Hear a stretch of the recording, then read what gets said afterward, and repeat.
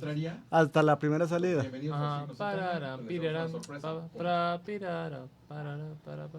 Ta- Parararam, ¿no? Pararam. Les voy a dar un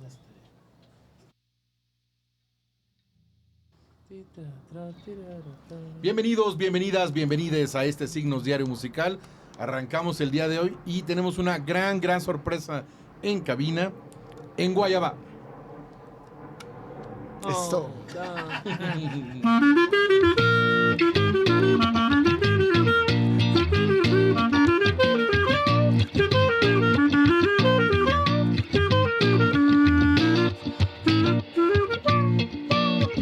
¡Epa! ¡Échale!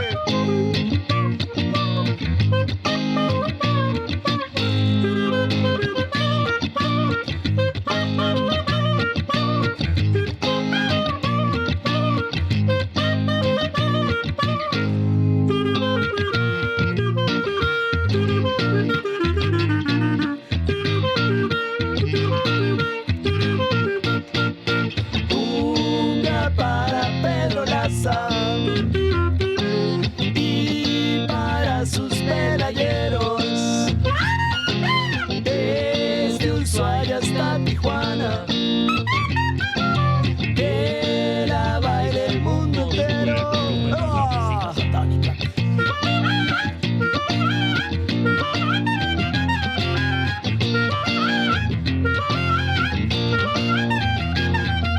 Cumbia para Pedro Laza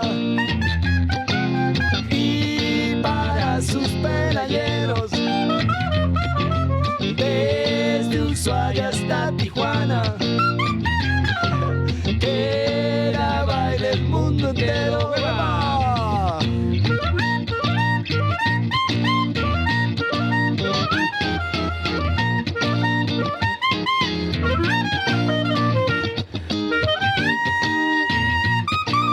¡Échale, mi Gastilla!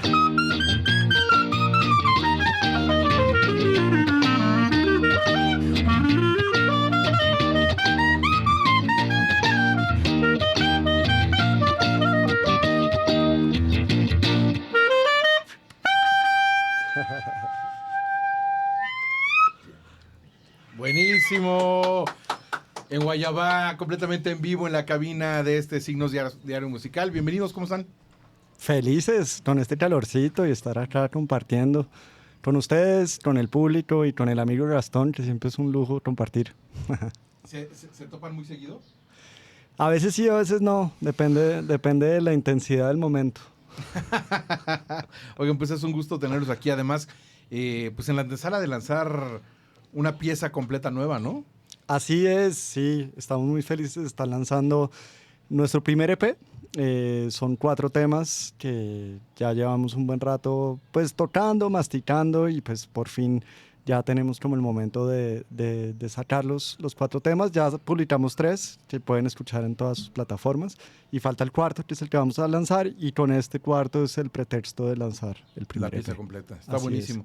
Yo creo que ya en este 2026 ya hay un catálogo de argumentaciones de por qué hacer un combo musical, ¿no? Ya antes a lo mejor era, pues íbamos a la misma escuela, éramos vecinos y a lo mejor el barrio te respaldaba para hacer un proyecto musical, pero en el caso de ustedes, ¿cuál es la motivación, digamos, o lo que da origen en Guayabá? Pues la en Guayabá, digamos, yo crecí en Colombia, estudié guitarra clásica y pues mis padres escuchaban música clásica en la casa y a pesar de eso me enamoré de la cumbia de una manera que irremediable, diría yo. Bien. Esto fue más o menos cuando tenía 15, 16 años, después de escuchar Metallica y todas las más distorsionadas. Escuché un disco de Totó la Momposina, que si no lo han escuchado, Sí. pues se los recomiendo mucho. Y específicamente en esos discos me fascinaba el sonido del tambor de la cumbia. Y entonces empecé a tomar clases de tambor y de percusiones colombianas. Y eso hizo como una fascinación en mí, pero no solo la música, sino que también lo que produce en la gente. Claro. Y entonces, a partir de ahí como que empecé yo a explorar con esas músicas, es decir, con las músicas colombianas mezcladas con rock y funk, porque no voy a dejar de ser un rockero lo seré toda mi vida y lo soy y lo defiendo. Pero entonces sí, se creó como estas ganas de que, a pesar de que estudié guitarra clásica y todo eso, esto era más fuerte. Era la idea de explorar, pero la idea también de compartir. Y fíjate que sigue siendo muy vigente para mí, en la época en la que vivimos, en el mundo muy distorsionado y muy como problemático. Y eso, la invitación es encontrarnos a bailar juntos, a compartir, a sudar, a encontrar como esto de la plaza pública en la que estamos todos bailando y que realmente sí creo que es un acto muy profundo, humano, genuino, pacífico también, pero entre muchas otras cosas. Bueno, ya me alargué. No, como pero siempre. está buenísimo. Y bueno, y yo viví en Colombia, después viví en Bélgica y me enamoré de una mexicana y por eso vine a México. Y en México pues quise hacer algo parecido y ahí encontré a Gastón, que la música colombiana siempre ha sido muy importante el clarinete. Y entonces como que encontramos un pretexto perfecto, que fue buscar y transcribir la música de Lucho Bermúdez. Lucho Bermúdez es como el Pérez Prado mexicano, siempre lo digo así para que pues lo puedan visualizar. Obviamente también los invitamos a que escuchen su música porque es maravillosa, pero básicamente ocurrió en el mismo momento en el cual estos como ilustrados o músicos muy virtuosos empezaron a traer la música popular a los salones y a crear estas big bands que son pues todo eso, que era Pérez Prado, también Lucho Bermúdez, y Pedro Laza también era otro de estos músicos colombianos que hacían eso. Entonces traían la cumbia, el mapalé, los porros, todos estos ritmos colombianos al salón de baile con estas big bands. Y nosotros, con el consejo de Gastón, pero decidimos como tratar de hacer sonar esas orquestas que eran de 30, solo con 6 personas. Y hoy de a 2, estamos acá de guerreros, entonces defendiendo el discurso. Defendiendo el discurso, me encanta. Pero entonces, pues ahí es muy importante que le demos la palabra a Gastón, porque Gastón hizo los arreglos y la transcripción de que 2 horas, ya ahorita tenemos que 2 horas de repertorio transcrito. 50 canciones de la época más o menos de la música colombiana entre los años 50 y los años 70, si no es un poquito antes, 40, 70. Y Gastón, pues obviamente, bueno, pues no, ¿y tú? ¿Cómo te fue? Hola. Claro, porque Gastón, Yo la soy pregunta Gastón. del millón es ¿de dónde partes, no? Si a lo mejor tratando de ir a la raíz y entonces pues hacer nuevas ecuaciones, digamos, si fueras un científico, o a lo mejor tratando de que prevalezca el sentimiento. ¿Cómo se parte? ¿De dónde se parte más bien para hacer estos arreglos musicales? Bueno, creo que en su gran mayoría hago una pequeña investigación sobre las canciones. ¿No? O sea, mucho del repertorio que hay, mucho del repertorio que hay, digamos que luego se vuelve tal vez tradicional, por no decir folclórico, porque no es folclórico per se, pero el repertorio de los años 40, 50, 60 es repertorio que es bastante complejo a nivel de autoría, a nivel de escritura, a nivel de quién lo hizo primero, cómo lo hizo, de dónde lo sacó, ¿no? Entonces, generalmente todo este tipo de materiales trato de buscar varias versiones y en esas versiones encontrar elementos que puedan servirnos para hacer esta representación contemporánea. Ok. Con estas limitaciones, ¿no? O sea, finalmente, toda la música tiene su melodía, toda la música tiene su ritmo, pero no siempre es fácil generar el impacto orquestal. O sea, por supuesto no es lo mismo, pero finalmente buscar de qué manera explotar los recursos que nosotros tenemos para generar un poco esa sensación de que es un grupo más grande de lo que es, ¿no? Bien. Y finalmente siento que en la mayoría de los casos se ha logrado. Hemos tenido también fracasos. Pero siempre es una investigación activa que tiene que ver con traer un poquito la mística y la música de esas épocas a un territorio actual. Teñido también de un nivel de camaradería. Palabra difícil que elegí. Camaradería. Ya lo puedo decir rápido. Camaradería. Más rápido, más rápido. Camaradería. Camaradería. Eso. No, digo, todos nos escuchamos mucho, todos nos llevamos bien, entonces hay una cosa como que creo que el grupo grande no es tan fácil de generar, que es la espontaneidad, ¿no? Claro. Cuando trabajas con 20 o 25 músicos o 30 músicos que tienen sus partituras, que tienen sus papeles, todo está bastante como Estructurado, y cuidado. Entonces hay pocos lugares para salirse de eso, ¿no? A pesar de que los pueda haber, digo, uno puede ver una big band de Duke Ellington, tienen sus lugares de libertad, pero al fin y al cabo todos suenan muy bien en conjunto, pero saben muy bien que tienen que tocar. En los proyectos pequeños siento que no tenemos ese nivel de impacto, y en cambio tenemos que permitir lugares donde el juego florezca, ¿no? Claro. Entonces, todo el tiempo, más allá de que están escritos los arreglos y está todo transcripto para que en cualquier eventualidad la música suene siempre, no tengamos que ser siempre exactamente los mismos tocándolo, que es un formato un poco más rockero tal vez, ¿no? En el rock uno espera que el guitarrista de los Rolling Stones siempre sea el mismo guitarrista, ¿no? En este proyecto tenemos una identidad, pero muchas veces nos toca cambiar de músicos, y el arreglo está escrito de manera en que eso pueda generar otras dinámicas de tocar, ¿no? Que no es que solamente van a tocar las notas, sino que nos estamos escuchando, estamos tratando de construir, y de repente en el vivo se generan nuevas secciones o nuevas etapas o nuevos colores que cambian constantemente, ¿no? Entonces creo que es un poquito ese el juego que hemos estado intentando de descubrir con este proceso. Oye, pues está increíble. Me encanta la forma como lo hicieron, ¿no? A partir de todo lo que se ha probado y ver en dónde cabe lo nuestro. Eso está muy bueno. De Colombia tengo muy claro como esta cuestión de la música del Pacífico siendo muy particular, y a lo mejor de otro punto de Colombia, a lo mejor siendo distinto. ¿Hubo esa explicación, digamos, para todos, como para decirles, se vive de esta forma la música, o en realidad se fueron a estos grandes maestros? Platícanos un poco cómo la charla técnica, digamos, ¿no? Antes del partido.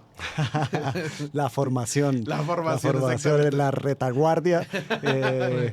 Sí, en la retaguardia, en la batería. La verdad es que, como bien lo dice Gastón, hemos pasado varias fases con este proyecto, y desde un principio sí pensamos, bueno, ¿cómo poder hacer que camine a pesar de que no estemos alguno? Porque siempre pues la ciudad impone muchas cosas, entre otras esas. Y pasaron muchos años hasta que encontramos el baterista que es. Bien. Y porque sí es muy específico el lenguaje. Sí, efectivamente es ambicioso hacer un proyecto que se supone como inspirado en música colombiana, sin alguien que conozca muy de fondo estos ritmos, porque sí es una cosa muy sabrosa, pero a la vez muy técnica, y que parece sencilla y no lo es. No, para Definitivamente nada, no lo para es. nada. Y entonces, pues después de mucho tiempo llegó Daniel Trujillo. Pueden encontrarlo también como Lanchi Nujugi, que quiere decir tambor de fuego en lengua pijao, que es la lengua de los prehispanos que vivían en Ibagué, que es de donde él viene. Y pues Daniel vino de Colombia, pero estudió en la Unicach, en Chiapas. En Chiapas, gracias. Y entonces él estudió jazz ahí, y no, es una máquina de groove impresionante. Sí, no sé si quieres agregar algo a este individuo, al pulpo. Pues ¿Le dicen el creo pulpo? que también es lindo eso, justo. Felipe es colombiano, Dani es colombiano, Marsella, que toca el trombón, es colombiana y sabe mucho también de los ritmos folclóricos. Entonces, creo que desde ahí hay una cuestión de raíz que se puede del cual se alimenta el proyecto, y luego estamos los foráneos a esa música, que soy yo de Argentina, Maxim en el saxofón y Juan Pablo Sosa en las percusiones, que de todas maneras, digo, Maxim le gusta mucho la música colombiana y sabe mucho del tema, y ha tocado con varios proyectos de esa estética, si bien él es muy del palo del jazz y del rock y de la improvisación, y es un excelentísimo músico. Y Pei, aparte de ser un excelente percusionista y músico, es bailarín de jarocho, ¿no? Órale. Y es un excelente bailarín de jarocho y sabe mucho de la tradición folclórica de México.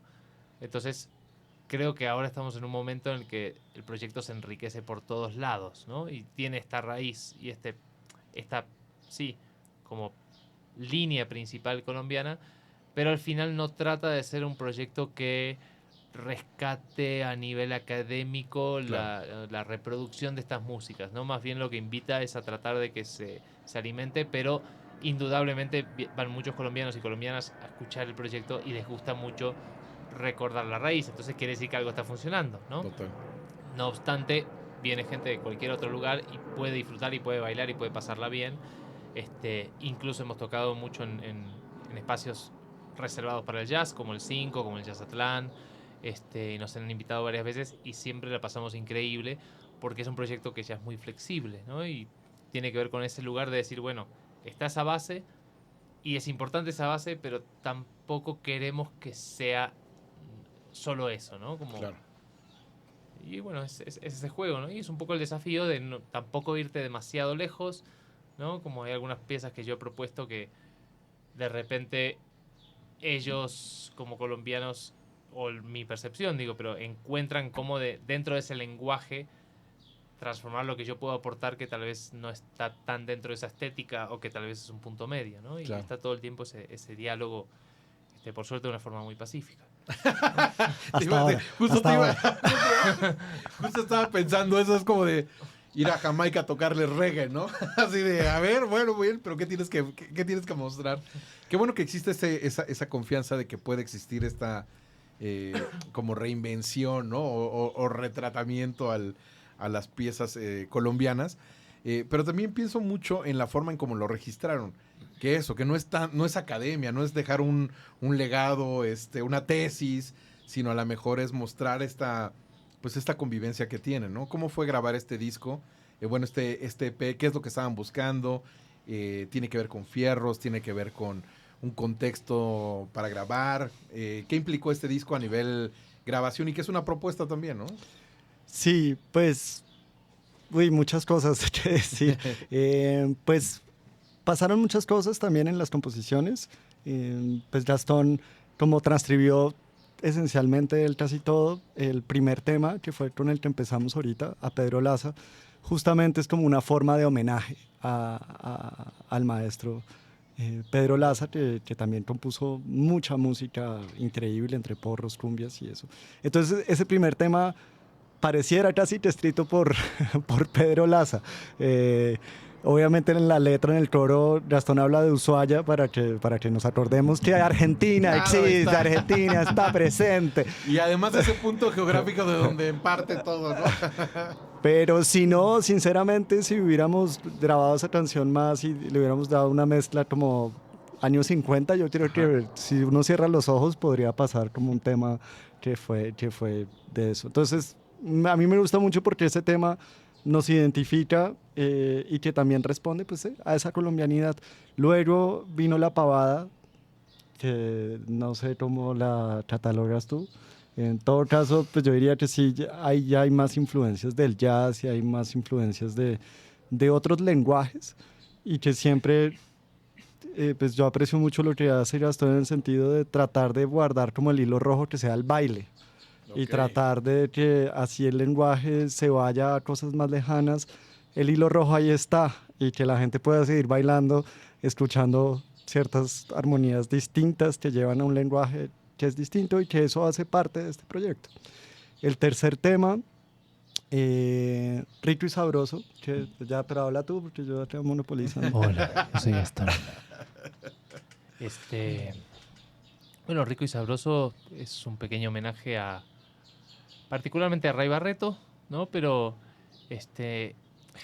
como en general a toda esta estética psicodélica de los años 70 en que los grupos de baile, de salsa y demás, mucho en New York y alrededores, pero en todo el mundo empiezan a explorar esta posibilidad de grabar las improvisaciones, ¿no? O sea, la improvisación es un acto humano natural, y la improvisación existe desde que existe. Uy, tiré mi clarinete.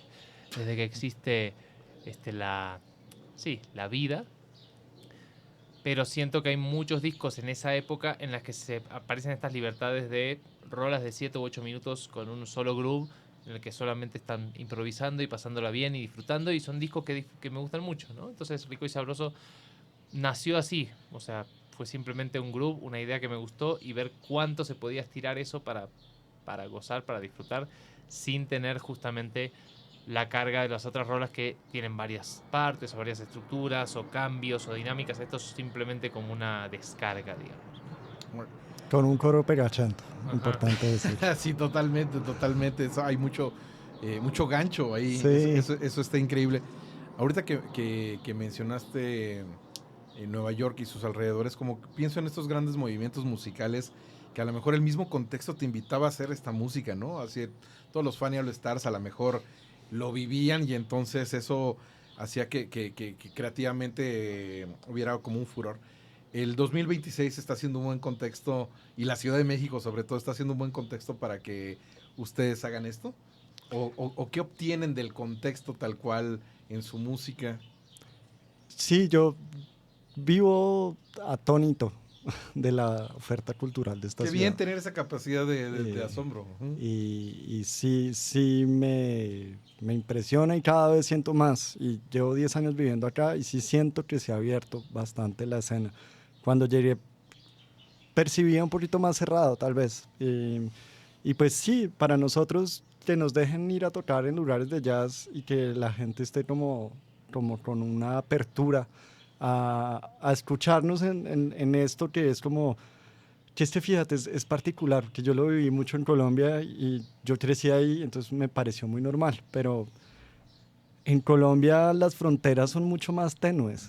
El yacero toca cumbia Claro. y el yacero conoce el folclore colombiano en general, ¿sabes? Y como que es muy normal que haya un grupo de cumbia de yaceros que improvisan, Claro. que se mezclan los lenguajes, que puede ser más rock, que puede ser más electro, que como que esos segmentos están un poquito menos presentes. Y entonces cuando yo llegué acá, me parecía fácil decir, no, yo toco cumbia, y todos, pero ¿cómo así? ¿Usted no ha visto Los Ángeles Azules? Eso es cumbia.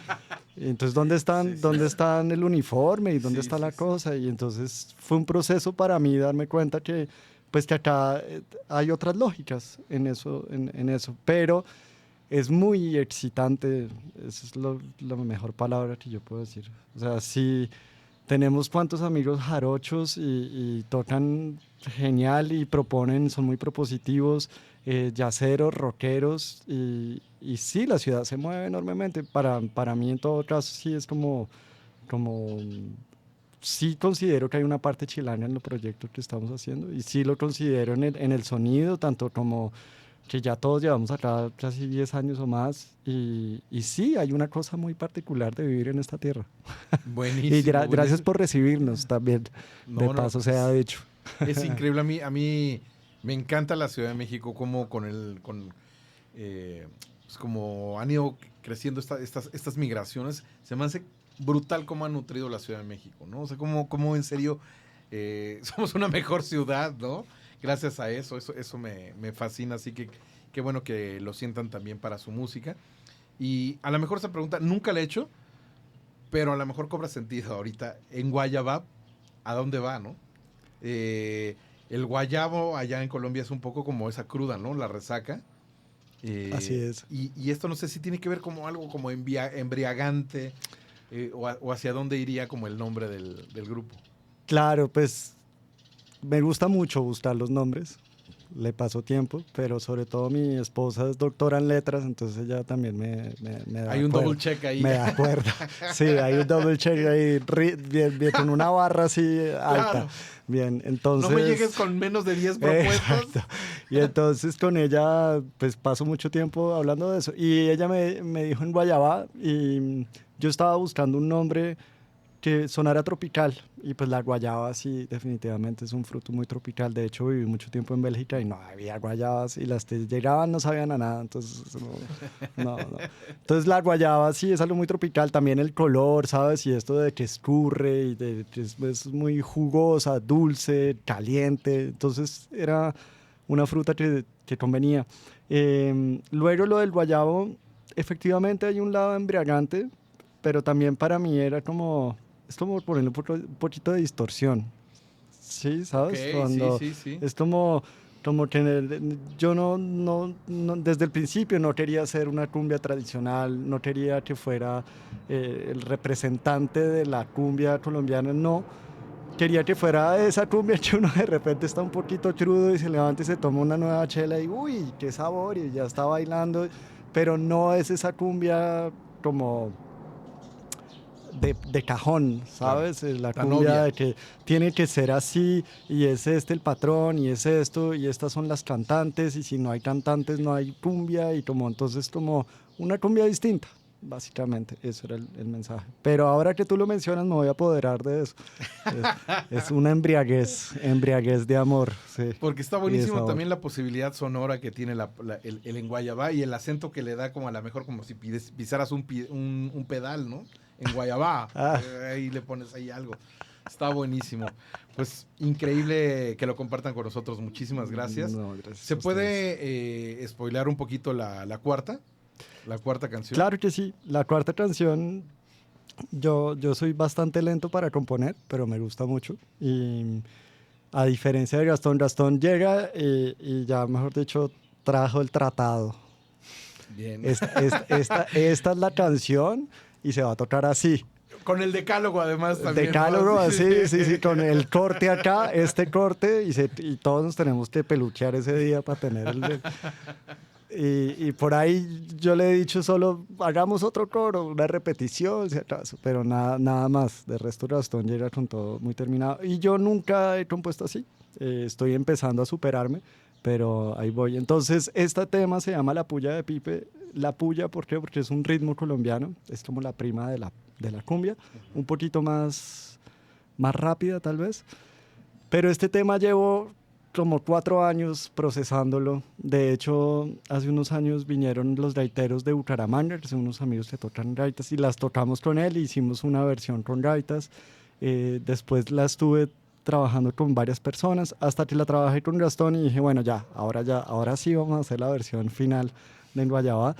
Y logramos hacer esta versión final. Entonces se llama la Puya de Pipe justamente porque no encontré otro nombre más acertado, que era 4 años tocando esta puya con diferentes personas y hasta acá llegó la puya. Tiene como aires de funk también. No sé, también hay un reggaetón. Hay muchas sorpresas. Y tenemos una sorpresa muy importante y es que la canta Laura Guevara. Ah, qué Es bien. nuestra invitada featuring para este tema. México se apoderó de Laura, ¿no? También, así como que dijo en algún punto, esta es mi ciudad. Ah, ¿no? la conoces, sí, cómo no. sí. Entonces, con Laura también colaboramos varias veces antes, pero esta fue como la cristalización de esto. Sí. Muy, qué increíble, qué increíble. Pues, en serio, muchísimas gracias por compartir esto que hacen con nosotros. ¿Y presentaciones tienen alguna próximamente, alguna que esté tocando la puerta? Sí, entonces el 6 de mayo, miércoles 6 de mayo, vamos a estar en Rosso, que es un restaurante italiano que está en la Nápoles. Vamos a hacer ahí, vamos a proyectar una live session que hicimos hace unos meses con Once, que es una plataforma, si no la conocen, Once quiere decir We Are Not Zombies. Ah, claro, sí. Y entonces con ellos también estamos colaborando hace un buen rato y pues vamos a juntarnos para proyectar el lanzamiento de la live session y vamos a hacer un acústico después. Están todos súper invitados, solo es entrada libre, pero si tienen que anotarse, revisen por favor en sus redes. en nuestras redes, pero si no... Deme un mensaje directo. Avilés PR, Avilés PR y busquen ahí o si no en nuestras redes sociales que no hemos dicho ni una vez, entonces en Guayabá Música en Instagram y en Guayabá en todas las demás.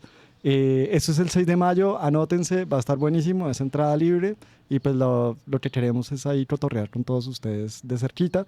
Luego el 14 de mayo, que es el jueves, vamos a tocar en el departamento. Ah, qué bien. Están súper invitadísimos. Y el 5 de junio vamos a hacer el lanzamiento. Todavía no hemos definido el lugar, pero entre hoy y mañana va a estar, y por favor no se lo pierdan, va a estar increíble. Va a haber varios otros invitados de alto calibre para que vengan y pues sobre todo traigan hartas ganas de bailar, que le vamos a dar todo. Eso, me encanta. Pues en serio, muchísimas gracias. Muchas gracias por compartirlo. Nos cambiaron el día, nos pusieron en un estado muy chido. La verdad, así que muchas gracias. No, gracias a ustedes, qué gusto. ¿Y qué dicen? ¿Cerramos con una más? Claro, sí, ¿Cuál? no sé. ¿Y tú? ¿Quieres hacer Tolu para cerrar con... Pero una tradición? nuestra, ¿no? ¿Una nuestra quieres hacer? ¿Una nuestra o no tiene que ser nuestra? La que los ponga a ustedes, la que los ponga en un buen estado. Pues dale, Tolú, entonces. Digo, Tolú. Entonces una pieza del maestro Lucho en Bermudas, perdón, Ajá. Lucho Bermúdez. Y escuchen el disco que ya sale. Ya hay rolas, de hecho. Es un EP por partes. Sí, Es un ahí EP están. partido en Spotify. ¿No? Orquesta en Guayabá. En Guayabá. Pueden buscar en Tinder, Didi, Uber Eats. Me encanta el cruce de plataformas, ¿eh? Dale pues. Ah, ah, eh.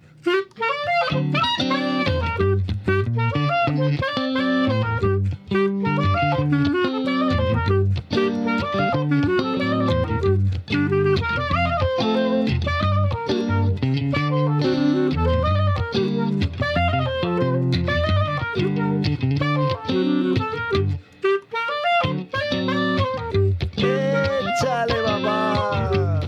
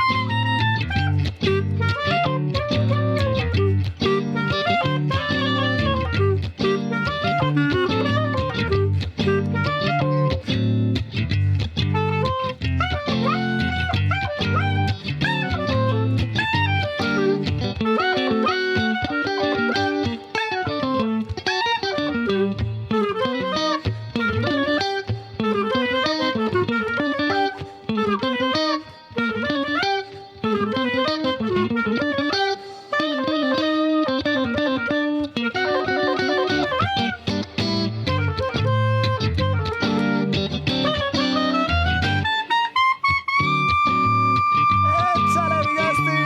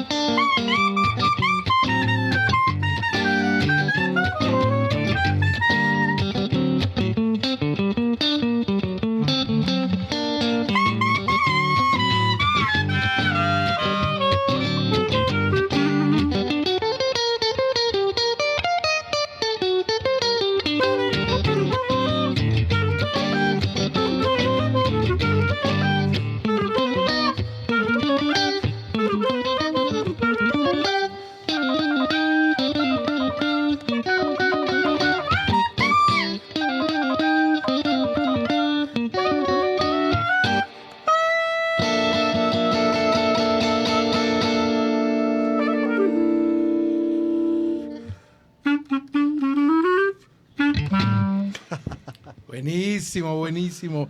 Muchachos, muchísimas gracias. Gracias a ustedes, muchas por gracias. ponernos en este mood. Y entonces recuerden, el disco sale muy, muy pronto.